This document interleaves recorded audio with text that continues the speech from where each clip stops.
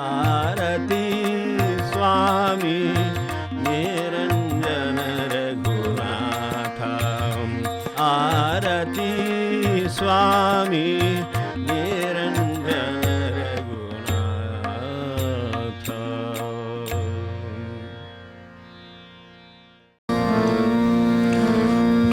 ठारे लवकरी ठारे लवकरी सत्वर यारे शुद्धीवरी सत्वर यारे उघडा कपाटे अंतरी उघडा कपाटे अंतरी ज्ञानदृष्टी अवलोका ज्ञानदृष्टी अवलोका ज्ञानदृष्टी अवलोका आले आहे विघ्नभारी आले आहे विघ्नभारी काळ टपला तुम्हावरी काळ टपला तुम्हावरी नित्य करीता हे चोरी नित्य करीता हे चोरी आयुष्याची तुमच्या आयुष्याची तुमच्या आयुष्याची तुमच्या आयुष्याची तुमच्या आयुष्याची तुमच्या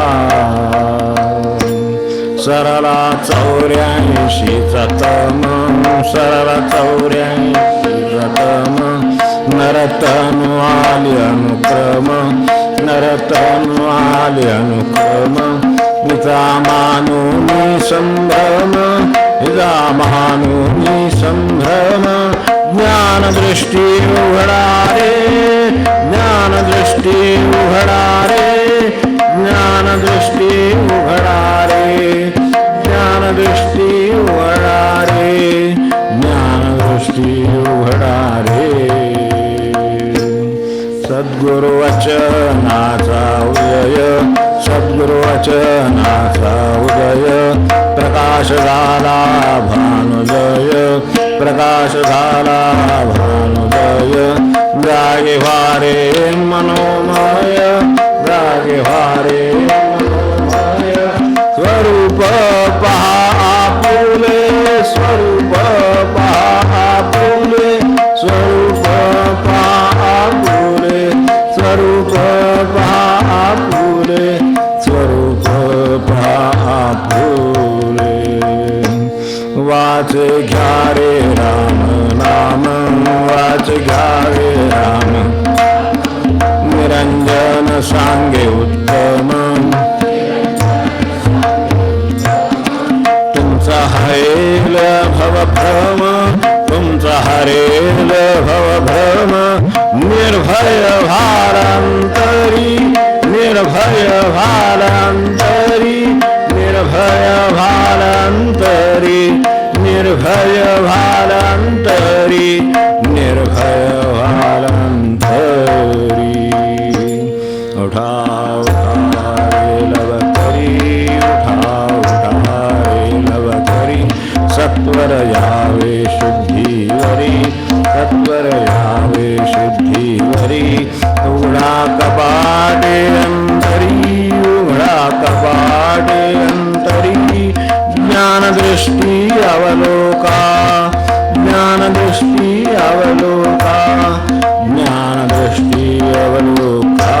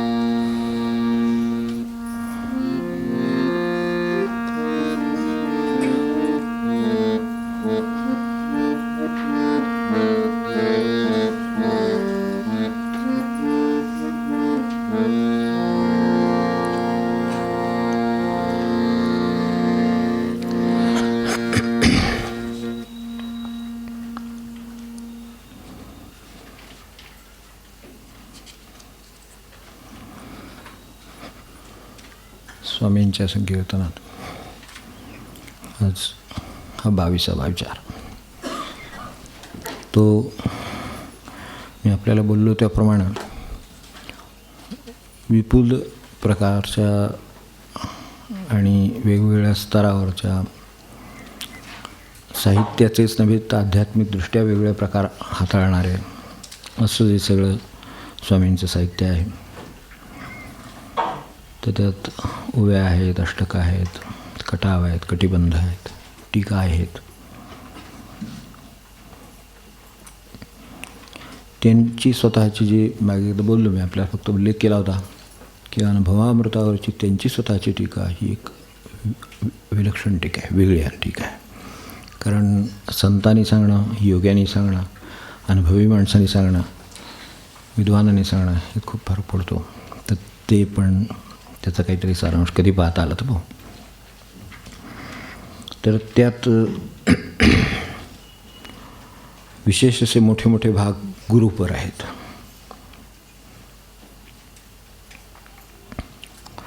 त्यात काही स्फुट श्लोक आहेत, 2-2 ओळीचे श्लोक पण आहेत. मागे मी समर्थांच्या वेळेला असे काही उल्लेख ओव्यांचे केले होते. तर तशा ओव्याही याच्यात आहेत, काही श्लोकही आहेत.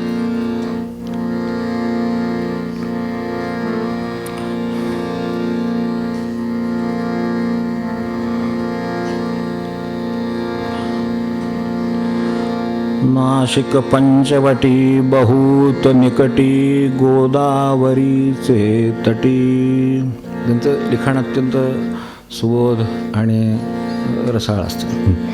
त्यामुळे फार लेखनामध्ये हे वैशिष्ट्य आहे. सगळ्या लेखनात त्यांना तो कवित्वाचा प्रसाद जे म्हणलेले ते अगदी प्रत्यंतर आहेत. नाशिक पंचवटी बहुत निकटी गोदावरीचे तटी. नांदे श्री रघुनाथ मूर्ती बरवी पाहू चला ही दिठी. ज्याचे पादपदांबुजादि नमिता जीवासी हाती सुटी. ब्रह्मानंद सुखासी पावने हरे भवताप उठा उठी. सद्गुरु रघुनाथ महाराज की.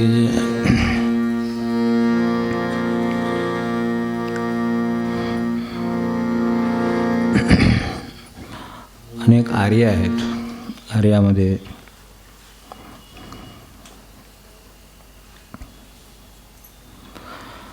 सावध होई मनारे खूप आहेत आर्या, पण अगदी निवडक एखादी ऐकून ठेवायला हरकत नाही. स्वामींच्या आपण आर्या काही ऐकल्या होत्या.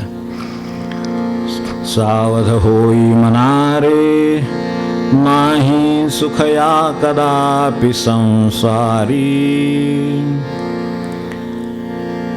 आठविता कंसारी तरी मग सुखया उदंड संसारी.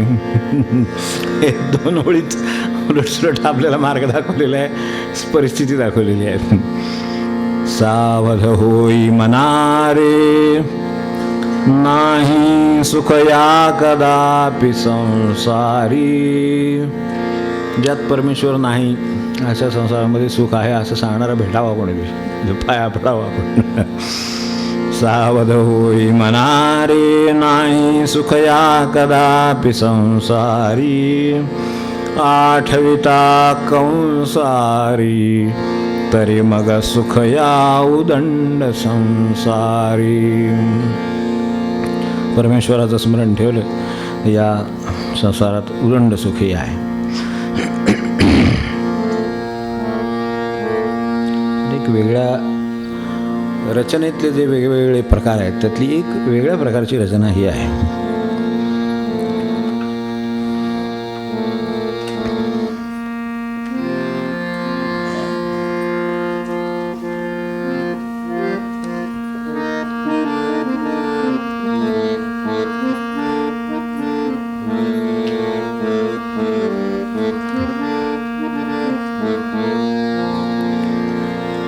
रामकृष्ण हरे राम, जय जय रामकृष्ण हरे राम. त्या काळातलं त्यांचं एक पद हे ध्रुपद आहे. आणि बाकी सगळी 16 त्याची कडवीच आहे. प्रत्येक पदाला हे फलोपद आहे. जय जय राम कृष्ण हरि राम, जय जय राम कृष्ण हरि राम, जय जय राम कृष्ण हरि राम. निशिदिनी वाचे लागी स्मरावा, निशिदिनी वाचे लागी स्मरावा, रामकृष्ण हरि राम, जय जय रामकृष्ण हरि राम, जय जय रामकृष्ण हरि राम. निशिदिनी वाचे लागी स्मरावा, निशिदिनी वाचे लागी स्मरावा, रामकृष्ण हरि राम, जय जय रामकृष्ण हरि राम, रामकृष्ण हरि राम. जाऊनिया सत्संग धरावा, जाऊनिया सत्संग धरावा, रामकृष्ण हरि राम, जय जय रामकृष्ण हरि राम, जय जय रामकृष्ण हरि राम. विषय भोग हा त्याग धरावा, विषय भोग हा त्याग धरावा, रामकृष्ण हरि राम, जय जय रामकृष्ण हरि राम, जय जय रामकृष्ण हरि राम. आत्मस्वरूप निज लाभ वरावा, आत्मस्वरूप निज लाभ वरावा, रामकृष्ण हरि राम, जय जय रामकृष्ण हरि राम, जय जय रामकृष्ण हरि राम. वर्णाश्रम धर्मी आचरावे, वर्णाश्रम धर्मी आचरावे, रामकृष्ण हरि राम, जय जय रामकृष्ण हरि राम, जय जय रामकृष्ण हरि राम. क्षमा दया शांती सिधरावे, क्षमा दया शांती सिधरावे, रामकृष्ण हरि राम, जय जय रामकृष्ण हरि राम, जय जय रामकृष्ण हरि राम. काम क्रोध मार्गी नव जावे, काम क्रोध मार्गी नव जावे, रामकृष्ण हरि राम, जय जय रामकृष्ण हरि राम, जय जय रामकृष्ण हरि राम. दैवे मिळेल तेची खावे, दैवे मिळेल तेची खावे, रामकृष्ण हरि राम, जय जय रामकृष्ण हरि राम, जय जय रामकृष्ण हरि राम. आपण तरुणी लोकातर व्हावे, आपण तरुणी लोकातर व्हावे, रामकृष्ण हरि राम, जय जय रामकृष्ण हरि राम, जय जय रामकृष्ण हरि राम. रामकृष्ण वाचे स्मरवावे, रामकृष्ण वाचे स्मरवावे, रामकृष्ण हरि राम, जय जय रामकृष्ण हरि राम, जय जय रामकृष्ण हरि राम. भक्ति मार्ग बळकट धरवावे, भक्ति मार्ग बळकट धरवावे, रामकृष्ण हरि राम, जय जय रामकृष्ण हरि राम, रामकृष्ण हरि राम. पाप कर्म मागे सरवावे, पाप कर्म मागे सरवावे, रामकृष्ण हरि राम, जय जय रामकृष्ण हरि राम, जय जय रामकृष्ण हरि राम. धनदारा सुत दूर करवावे, धनदारा सुत दूर करवावे, रामकृष्ण हरि राम, जय जय रामकृष्ण हरि राम, जय जय रामकृष्ण हरि राम.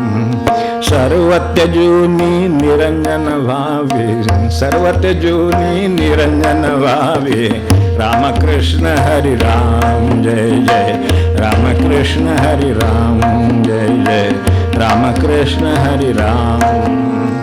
रघुवीर गुरुपद दृढ धरवावे, रघुवीर दृढ धरवावे, रामकृष्ण हरि राम, जय जय रामकृष्ण हरी राम, जय जय रामकृष्ण हरी राम. दुस्तर भव सिंधू सितरावे, दुस्तर भव सिंधू सितरावे, रामकृष्ण हरी राम, जय जय रामकृष्ण हरी राम, जय जय रामकृष्ण हरी राम.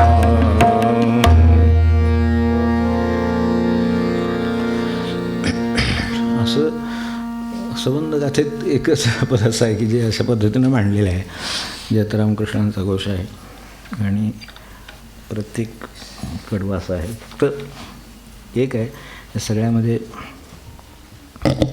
जी म्हणून गोष्ट उल्लेख केलेली आहे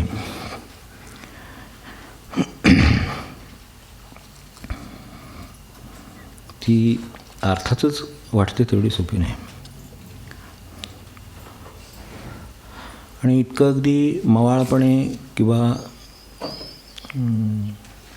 सौम्य शब्दात सांगतील अशी स्वामींची भाषा नाही बरं का. बाकीच्या सगळ्या गाथेचा अभ्यास केला, गुरु नव्हे गुरे म्हणावे तर ह्याच्यापेक्षा का आणखीन सांगावं हे त्यांनीच म्हटलेलं ना आपल्याला.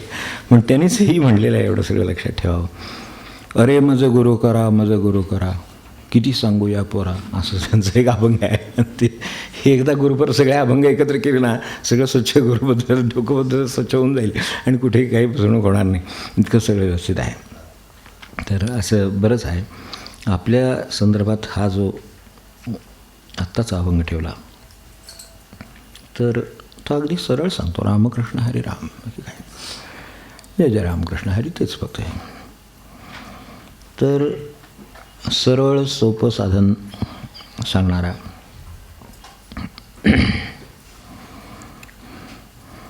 आणि तेही साध्या शब्दात सांगणारा. आत्ता आपण जे शब्द पाहिले, दिनी वाचे लागे स्मरावा, रामकृष्ण हरी राम, इतकं सोपं आहे. तर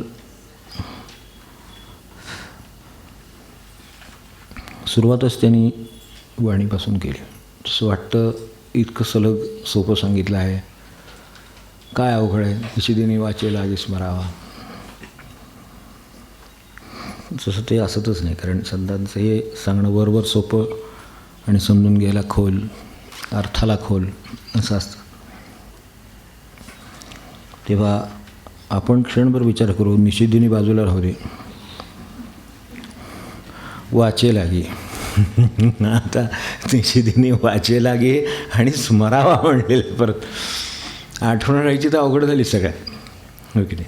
प्रापंचिक कामाची आठवण माणसाला राहत नाही. घरी आल्यावर कोपऱ्यावर जे द्यायचं आहे त्याच्या घरच्या कोपऱ्यावर, असं म्हणतो मी. कोपऱ्यावर मी काही इथल्या शाहपुरीच्या कोपऱ्यावर असं काही नाही, जिथे जिथे जो जो जातो राहतो तिथल्या कोपऱ्यावर तिथं आठवण येते. सकाळी सांगितलं होतं जाताना त्याचे भाजी आणायची राहिली, आता काय भाजी म्हणजे खालची आपली होणार, एवढं वजन असणार आपलं, पण ते राहतं की त्याची आठवण येते. तेव्हा स्मरावा हे इतकं वाटतं एवढं सोपं नाही. वाणीवर एवढा भर द्यायचं सर्वात प्रथम कारण 16 ओळी सांगितल्या फक्त, तसा विचार केला तर. एक 4 ओळीचं एक कडवं म्हणलं 3 कडवे होतील. तर त्यातसुद्धा पहिल्यांदा त्या वाणीला स्थान दिलं. एक तर अपूर्व आहे मनुष्यदेहाची ही काही जी प्राप्ती आहे अत्यंत अपूर्व आहे. आपण आता गाईसमोर बसतो, अमुक पक्ष्यांसमोर बसता, उडताना दिसतात, समोर झाडावर बसलेले दिसतात. त्या वाणीचं महत्त्व तेव्हा कळतं जेव्हा निरीक्षण करतो.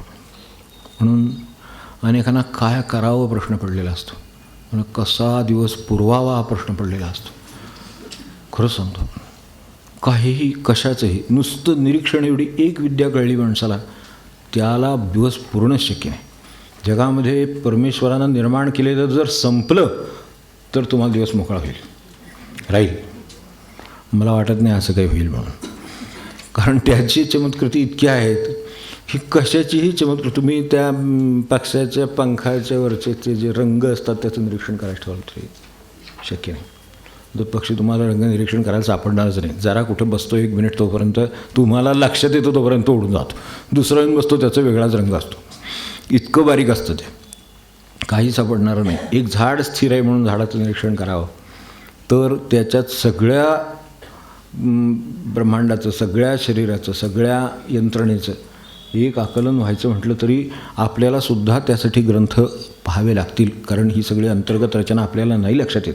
काय कशाकर्षण असेल, काय असेल, त्या सगळ्या यंत्रणा लक्षात यायला पुरत नाही. असं एका झाडाचं मला सांगतो की हे जेव्हा निसर्गाशी तादात्म्य होत असतं कोणत्याही कारणाने कुठेही, तेव्हा ध्यानाची सुरुवात होत असते खऱ्या अर्थाने, कारण ती परमेश्वराची निर्मिती आहे. मला परमेश्वराचं एकदम ध्यान शक्य नाही, हो की नाही, ती गोष्ट आटोक्याच्या बाहेरची वाटते. पण मला एक माहिती आहे की एक झाड आहे, एक पान आहे त्याचं, साधं एखादी फांदी आहे, एक पान आहे, तर पानाचं ध्यान होऊ शकतं त्यातल्या त्यात. ह्या सगळ्या पानाचं ध्यान करताना समजा जर क्षणभर तुमच्या मनात असा विचार आला की किती छान पान आहे आणि हे तुम्ही दुसऱ्याला सांगितलं, तर फक्त आता त्या पानाला, दुसऱ्या पानाला हे सांगता येईल का? संपला. आपल्या लक्षात येतं की काही विद्या आहे आपल्याला दिलेली की किती छान आहे पान. हे समजा त्या दुसऱ्या पानाला त्याला सांगायचं असेल तर त्याला ते शक्य नाही. ती कोणत्या भाषेत ते सांगेल किंवा काय त्याला, म्हणजे एक तर घुसमट होईल. आपल्याला साधी एखादी गोष्ट त्रास झाला काहीतरी, घरात कोणी नाही सांगायला, घरी तुम्ही आला, घरी कोणी नाही, कुलूप आहे, तुम्हीच काढलं, घरात येऊन बसला, ती आपटलं हातातलं काय असेल ते, पर्स, बॅग, पिशवी काय असेल ते. आता काय करणार, दुसरा त्रास झाला आहे म्हटल्यानंतर. अर्थात काही त्यातलं फुटणार नाही अशा बेताने आपण ते आपटतो, हे तितकंच आहे. एवढे आपण तसं विचार असतो, मुरलेला असलेलं प्रपंचातलं तर तो बरोबर आपटतो. तर हे ठीक आहे. पुढे काय, पुढे त्याला अभिव्यक्ती नाही.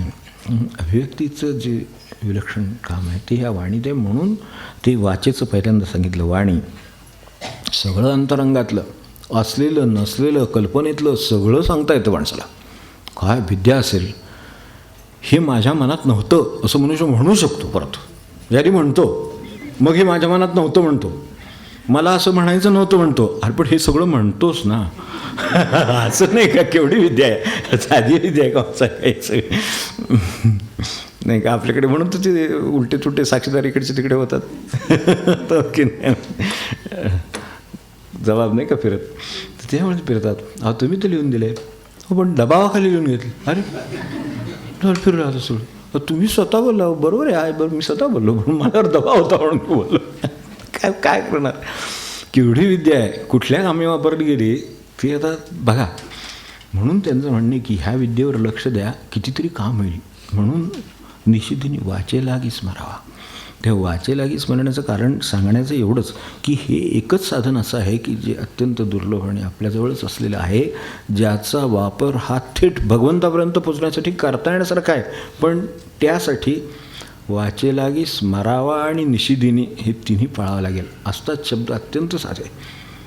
निशिद्धीने वाचे लागी स्मरावा. बरं आता वाचे लागी स्मरावा म्हणून सारखं काय विठ्ठल विठ्ठल विठ्ठल विठ्ठल म्हणून बसले पाहिजे का? काय स्वयंपाक करताना म्हणलं पाहिजे का? जाता येता सारखं उच्चारलं पाहिजे का?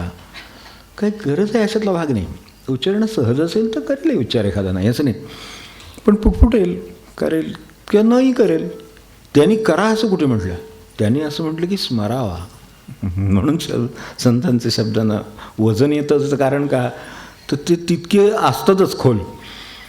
स्मरावा म्हटलं, समजा मी विठ्ठल विठ्ठल म्हणतोय, पण माझ्या डोक्यात तिकडं ते मंडईत भाजी ही जर असलं तर विठ्ठल विठ्ठलाचं काय होणार? शेवटी माळपुरी होईल आणि अडकून ठेवू आपण.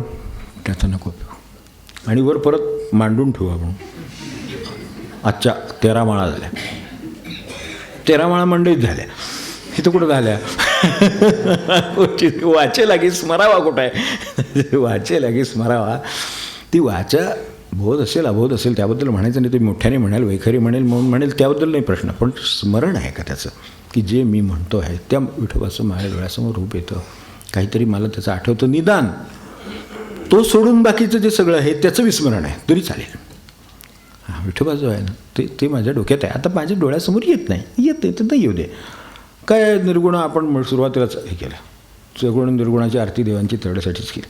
तुम्ही खरे निर्गुण, आम्हाला कळत नाही म्हणून सगुण झाला, हो की नाही? नाहीतर काय इथे लिहिलेलं ते लिहिलेलंच आहे. आता हे सगुणात कशाला बोलायचं? तर कदाचित हे लिहिलेलं आपल्यापर्यंत पोचणार नाही म्हणून बोलायचं. त्यांनी लिहिलं होतं ते आमच्यापर्यंत काय पोचलं नाही म्हणून वाचलं म्हणजे मोठ्यानं वाचलं. मोठ्यानं वाचल्यानंतर बरेच वेळा वाचल्यावर लक्षात, अरे हे असं म्हणतात, हे 3 शब्द आहेत पण हे असे आहेत.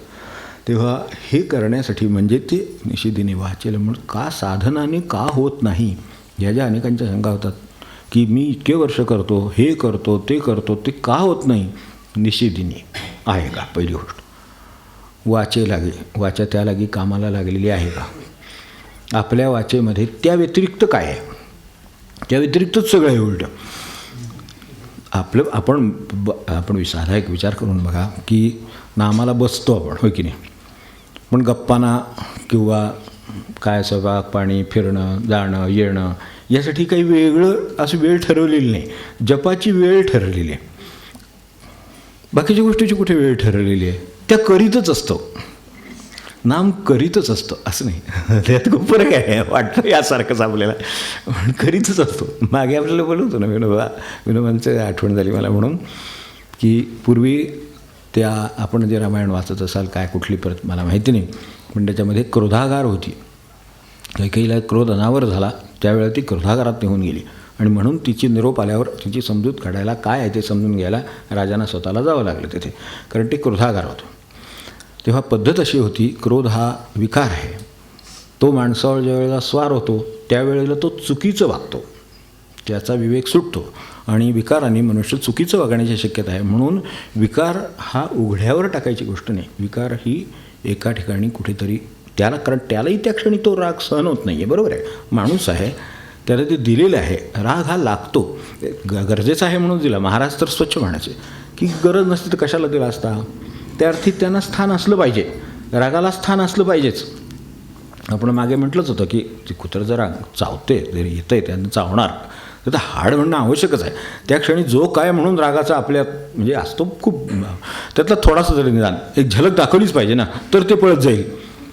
नाही तर जाशील का बाबा, आता तू किती बरं जवळ आला आहेस, कुठल्याही क्षणी आता तुझा दात लागेल, पुढचे क्षण येईल, असं का म्हणून चालणार आहे. म्हणजे त्याची गरज आहे ना, स्थान आहे ना, मग ते स्थान. पण आता जाता येता जर असं समजा एखादा करायला लागला तर ते क्षम्य नाही आहे. मग असा जर राग किंवा हा आता क्रोध अनावर झाला तर त्याच्यासाठी त्याचा आगार म्हणजे त्याची व्यक्त करण्याची जागा. तेव्हा संबंध घरामध्ये जसं आपलं एक देवघर आहे, जसं घर आहे बाकी सगळं आता देवघर असतात, तर देवघर असतं तसं पूर्वी क्रोधागार होतं आणि बाकीच्या सगळ्या जागा ह्या विकाररहित राहण्याच्या जागा होत्या, त्या देवघरासारख्या.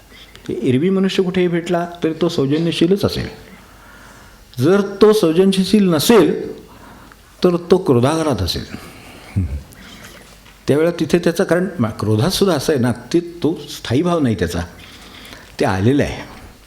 त्या जैन साधूंनी जे त्याला सांगितलं की कुठे राग मला फार येतो तर दाखव, ही जी जैन साधूची गोष्ट आहे ती तेवढ्यासाठीच आहे. दाखव म्हणले आहोत, असं कसं दाखवता येईल, पण मला फार येतो. येतोय ठीक आहे, पण मला दाखव ना तो आत्ता काय तो म्हणला असं कसं दाखवता येईल, तो कधीतरी एकदम येतो. मान येतो तर म्हणलं तसं नाही, असं कसं करता येईल. आता किती साधी अडचण, खरं म्हणजे केवढी आपल्याला तसं वाटलं तर हे त्रास देणारी गोष्ट आहे, पण नाही दाखवता येत. तो म्हणला आपला पण येतो. अरे आपला पण येतो म्हणजे आपला पण जातो, तो तुझा कुठला तो, मग जर तुझी वस्तू आहे तर तुझ्या खिशातलं पेन हे माझं पेन आहे, मग दाखव मला, हे घ्या, असं करता येते की नाही. मग तसा हा माझा राग घ्या, असं कुठं दाखवता येतो तुला, त्या अर्थी तू नसला पाहिजेस, राग हा तू नाहीस. तसा हा क्रोध हा बाहेरून आलेला आहे, तो काही काळ राहतो, तो निघून जातो. तसाच्या तसा मनुष्य राहत नाही रागीट, तो शांत होतो, कारण काम शांततेनंच चाललेलं असतं. तर राग हे कधीतरी येणारी गोष्ट आहे. मग ती कधीतरी ज्या वेळेला आलेली आहे त्यावेळेला ती विध्वंस करण्याची शक्यता आहे, बिघडवण्याची शक्यता आहे, म्हणून तिला क्रोधागारात नेऊन ठेवली. तर तिथे त्याला ठेवलेलं आहे, त्याचं काम झालं. थोड्या वेळाने मनुष्य, आपण नाही का आता दुर्लक्ष करतो आपल्या भाषेत, क्रोधागार आता कुठली आहो, राहायला जा, two room kitchen one room kitchen मिळेल हवं, कुठनं क्रोधागार आणायचं आता. पण शिकून ठेवायचं की ते काय कळत होते, ते जे काही करत होते त्यातलं आपण काहीतरी करतो ना. त्यांनी मोठी मूर्ती केली असेल, आपण छोटी मूर्ती करून ठेवली आणि नमस्कार केला, तर राम काय नाही म्हणतो का, आशीर्वाद देतोच ना. एवढा राम आशीर्वाद देत नाही, एवढा देतो, असं काही आहे का, काही नाही. एवढा राम असलं तरी आशीर्वाद देतोच. मग तसं ते त्याचं काम आहे ना, ते तर ते आपण या पद्धतीनं करतो की शांत होतो कोपऱ्यात. फार रागवलं की एका कोपऱ्यात शांत बसून राहतात, आपल्याला खोली शक्य नाही राहिली या परिस्थितीत. त्या काळात त्यांना शक्य होतं, म्हणून राजांचं ही क्रोधागार होतं. क्रोधागारात बसला की मनुष्य त्याचं जे संशय होत असेल, काय थेथयाट करेल, काय करेल ते करेल, ते सगळं झालं की कोणीतरी त्याच्या संबंधित असेल त्याने जायचं, समजूत काढायची, काय ते ऐकून घ्यायचं की तो शांत झाला. मग तो व्यवहाराला योग्य झाला माणूस. विकारी मनुष्य व्यवहाराला योग्य नाही ही धारणा आहे त्यावेळेसपासूनची. तेव्हा निषिदिनी हे जे प्रकरण आहे त्यामध्ये हे कुठेतरी येणार, तर त्याच्यात आपली वाचा निषिदिनी हे कसं करणार? स्मरण्याचं काम आहे. राग आला की स्मरण गेलंच की. स्मरण असतं तर राग कसा राहील? समजा रामाचं स्मरण आहे, तर आता ज्या माणसामुळे राग आला तो राम नाही का? आता त्याच्या आपल्यावर राग आल्यासारखंच आहे हे, असं नाही करता येणार. आणि तो ज्या अर्थी राग आणण्यासारखं करतो आहे त्या अर्थी तो आपल्या काहीतरी हिताचं करीत असला पाहिजे, कारण तो राम आहे. तो आपल्या हिताचं काहीतरी करतो आहे. मग तो हिताचं काहीतरी करतो आहे म्हटल्यावर आपण उलटे उपकारच मानू त्याचे. तर त्याच्यावर कसं रागवायचं? बरं, असं सांगितलं हे जैन साधूसारखी अवस्था होते, तसा राग नाही. तुम्ही आविर्भाव कराल काहीतरी. आता नाटकवाले नाही का करीत, त्यांना शिकून घ्यावं लागतं. हो, नाट्य ते असतं ना प्रशिक्षण, ज्याच्यामध्ये रडायचं शिकावं लागतं, रागवायचं शिकावं लागतं. म्हणजे कसं ते ग्लिसरीन वगैरे नाही का लावायला डोळ्याला, जेव्हा ते रडायला येतं. रडायचं सरळ कुठे येतं? नाही, एरवी खूप येतं, पण आपल्याला पाहिजे तेव्हा येत नाही असं मला म्हणतं. मनात आलं ना रागवलं असं नाही करतायत. ते आविर्भाव त्याला सगळा करावा तेव्हा तो राग. म्हणजे इतका तो परस्वाधीन गोष्ट आहे, फार त्याला किंमत नाही आहे खरं म्हणजे. त्याची खरी अवस्था ही निषिदिनी ही शांत आणि स्मरणात राहण्याची अवस्था आहे, ती त्याला टिकवता यावी. आणि त्यावेळी त्याला भगवंताचं स्मरण असावं. निषिदिनी वाचे रामस्मरावा. त्यातल्या त्यात ती आपल्याला महत्त्वाची वस्तू वाचा ही आहे. कारण राम हा शब्द जरी मनात उच्चारला गेला, काय विठ्ठल मनात उच्चारला गेला, कृष्ण मनात उच्चारला गेला, तरी मनात कृष्ण कृष्ण कृष्ण असं चालू आहे. म्हणजे तोच श्वास आहे. तोच शेवटी श्वासात परिवर्तन होतं आणि मग तो अजप होतो. जसा श्वासाला काही वेगळं नाव द्यावं लागत नाही, तसं शेवटी अजपाला वेगळं नाव द्यावं लागत नाही. कारण जसा श्वास चालतो तसं नाम चालतं, तसं स्मरण चालतं. मी हे जे काही आकाराला आलेलो आहे ते नसून मी जे मूळ स्वरूप आहे ते मी आहे, हे सतत सुरू राहतं स्मरण. हे सोहम झालं. विश्रांतीचे स्थळ स्वरूप केवळ ते. तर ते व्हायचं आहे म्हणून त्याची सुरुवात केली काय, तर निषिदिनी. ते निषिदिनी. आता हे सारखं पुन्हा रात्रंदिवस आहे आपलं, सारखं गणित बदलते. दिवसाचं स्वभाव रात्री राहत नाही, रात्री स्वभाव दिवसा राहत नाही, असली आपली अवस्था आहे. म्हणून निषिदिनी वाचे. जर आपण हे घालून घेत, म्हणून ते संध्याकाळ ह्या ज्या वेगवेगळ्या संधिकाल आहेत त्यावेळेला स्मरण करण्याची विशेष ही आहे पद्धत आहे. आपण पाहिलं असेल तर सकाळची आणि संध्याकाळच्या ह्या विशेषतः जे संधिकाल आहेत तर त्या कालामध्ये नामस्मरण करावं. कारण तो एक सांधा आहे, तर त्या सांध्यावर आपली गाडी बरोबर योग्य रुळावर गेली पाहिजे. तर ती जाण्यासाठी तिथे जसे सांधे असतात ते बरोबर जोडलेले असतात. जिथून ज्या ठिकाणी गाडी जायची त्या ठिकाणी बरोबर ती बदलून योग्य ठिकाणी जाते. तर ती बदलण्याच्या ठिकाणी खडखडाट होतो, पण पुढे परत ती स्मूथली जाते. आणि तिथे जर व्यवस्थित नाही गेलेली असली तर ती दुसरीची सगळेपर्यंत व्यवस्थित राहणार नाही 12 तास पुढे. यासाठी हे सगळं हे सांधे मांडलेले आहेत. तर तिथेसुद्धा निशे आणि दिनी याचा जो सांधा येईल त्या ठिकाणी वाचे स्मरावा. म्हणून त्या भोपाळ्या सकाळच्या संध्यासाठी आणि ती संध्यावंदन आहे सगळी, ती सगळी संध्याकाळच्या संध्यासाठी ठेवलेली आहेत. तो सांधा व्यवस्थित जमला पाहिजे. जी वृत्ती दिवसभर टिकवायचा मी प्रयत्न केला ती माझी रात्री जाण्याची शक्यता आहे, म्हणून त्या सांध्यावर परत एकदा नामस्मरण केलं म्हणजे पुढे ते परत टिकून राहील. पुन्हा ते कदाचित सकाळ उजडली व्यवहार सुरू झाला की ते बिघडण्याची शक्यता आहे. परत एकदा सांध्यावर एकदा सांगितलं की सकाळी उजडलं की तुम्ही जेव्हा जागे व्हाल तेव्हा कळीना पण भगवंताचं स्मरण करा. ते केलं की तुमचं काम होईल. म्हणून निशिदिनी वाचेस, तेच निशिदिनी वाचे. आणि त्यातल्या त्यात स्मरण करायला सोपं साधन शब्द म्हणून नाम, म्हणून हे एवढं या क्रमाने चाललं आहे. आणि मग पुढचं जे काही म्हटलं ती आपल्या मनातली जाणीव जागी राहावी ह्याच्यासाठी हे प्रतीक आहे. त्यात रामकृष्ण हरिराम म्हणले. असं आता जास्त वेळ घेत नाही आपला, अजून पुढे आपण तपशिलात पुढे जाऊ.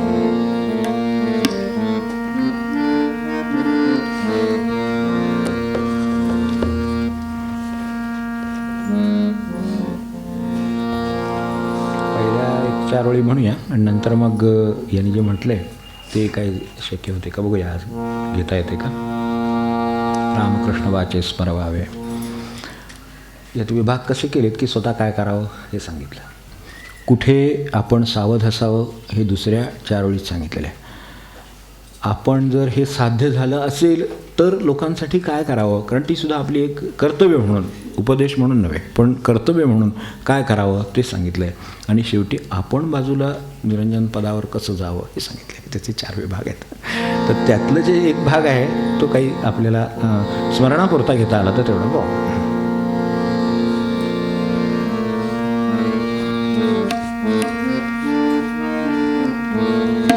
जय जय राम कृष्ण हरि राम जय जय राम कृष्ण हरि राम जय जय राम कृष्ण हरि राम निशिदिनी वाचे लागी स्मरावा निशिदिनी वाचे लागी स्मरावा राम कृष्ण हरि राम जय जय राम कृष्ण हरि राम जय जय राम कृष्ण हरि राम जाऊनिया सत्संग धरावा जाऊनिया सत्संग धरावा राम कृष्ण हरि राम जय जय राम कृष्ण हरि राम जय जय राम कृष्ण हरि राम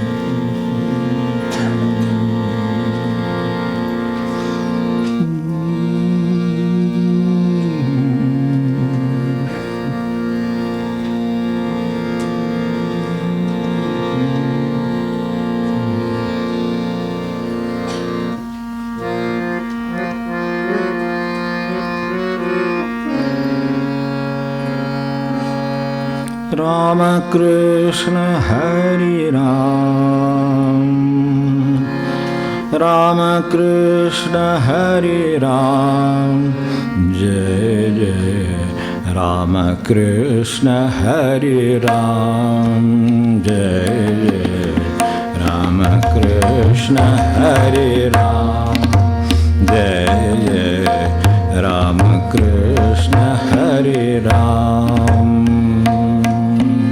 राम कृष्ण हरि राम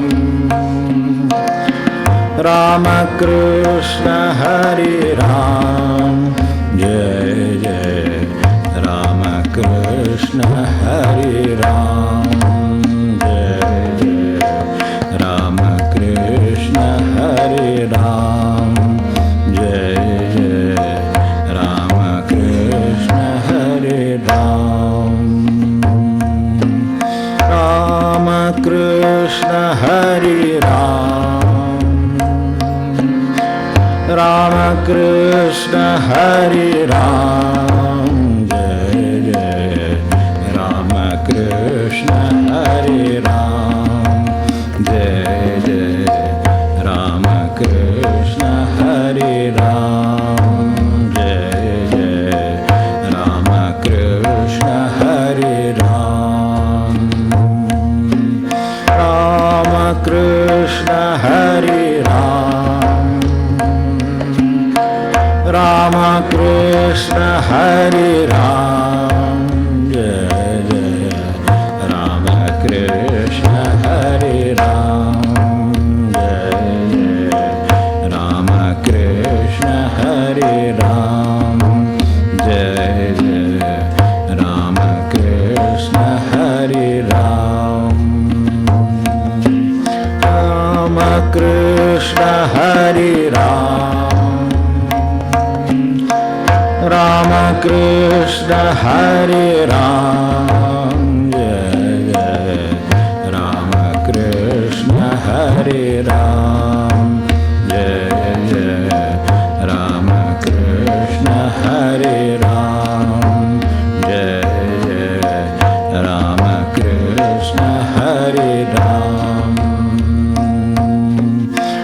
राम कृष्ण हरि राम राम कृष्ण हरे राम जय जय राम कृष्ण हरे राम जय जय राम कृष्ण हरे राम जय जय राम कृष्ण हरे राम राम कृष्ण हरे राम